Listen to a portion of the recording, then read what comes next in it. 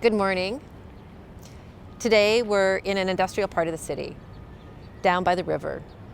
And these places are interesting because it's so different than the areas where we live.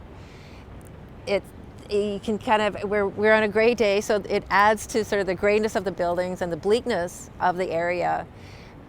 But there's actually a lot of things that are happening here as well. So what I want to talk about is how the things that inspire me, because I love these kinds of areas. It has a completely different feel to it, a different smell to it. There's just different activities going on in these areas.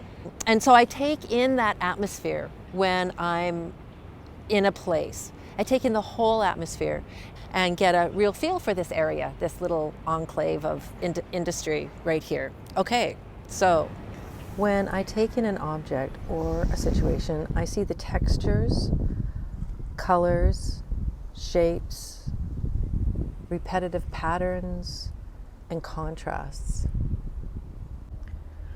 On this cement block, we have a wonderful selection of textures, pebbly textures, rough textures of the face of the concrete slab.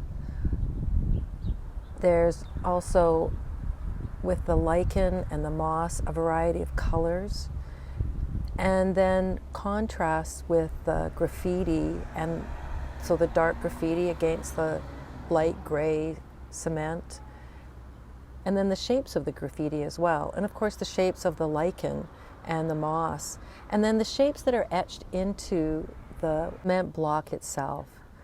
So there's a whole lot to work with here that can be such an inspiration for any kind of artwork that we're attempting to do. This is a painting titled Wild About You.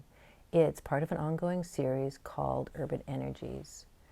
In this painting, I've incorporated marks, shapes, and textures that I observe as I wander about the city, such as the block of cement I've just been talking about.